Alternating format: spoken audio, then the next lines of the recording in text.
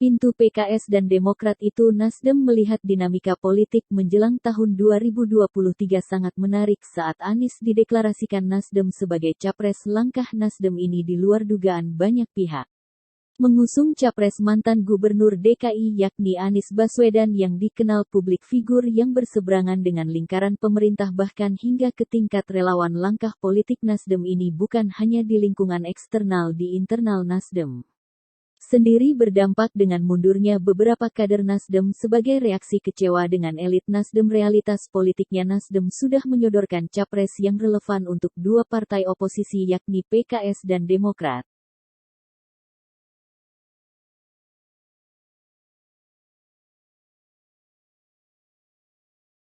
Rencana koalisi perubahan ini menjadi pelik dengan misi dari partai-partai itu sendiri disodorkan seakan-akan harga mati posisi cawapres.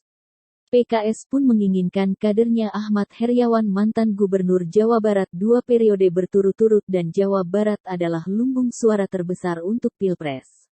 Bahkan baliho Anies dan Aher sudah beredar di beberapa kota belakangan ini. PKS dan Demokrat bila tidak mencapai titik temu tentunya akan sulit untuk ikut kontestasi Pilpres 2024, bila dilihat dari skenario koalisi yang berkembang saat ini karena hanya mereka berdua partai oposisi.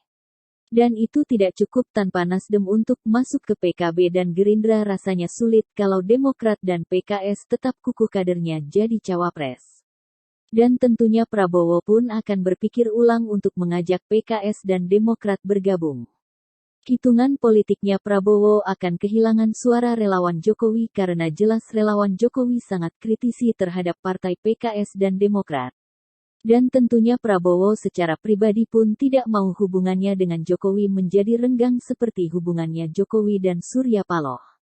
Kalau dengan KIP bagaimana? Secara historis memang tidak ada yang bermasalah. PKS dan Demokrat pernah bergabung dalam koalisi bersama Golkar di masa Abu Rizal. Bersama PAN di saat mencalonkan Hatta Rajasa bersama PPP saat Surya Dharma Ali.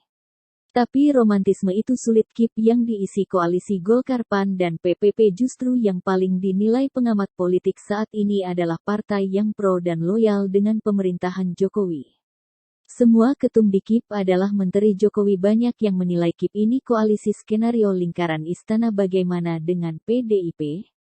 Di antara tiga opsi ini yang paling sulit untuk PKS, basis massa pendukungnya sangat anti PDIP. Begitupun sebaliknya, PDIP pun sulit untuk bisa welcome pada Demokrat dari semenjak renggangnya hubungan SBY ketika menjadi menteri di era Megawati menjabat presiden.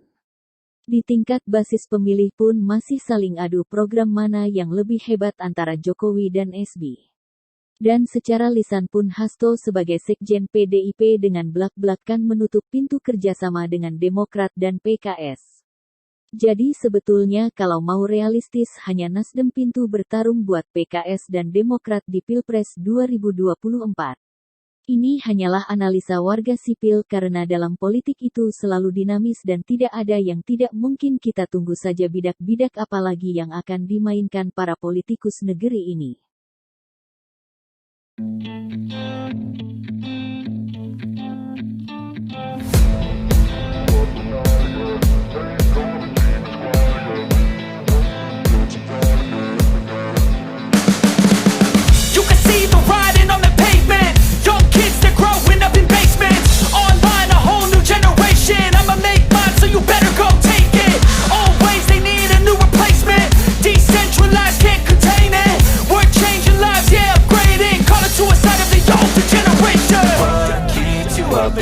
Yeah, make all the demons quiet. Yeah, we were built to thrive. Yeah, I think that we've all had enough. What keeps you up at night? Yeah, make all the demons quiet. Yeah, we were built to thrive. Yeah.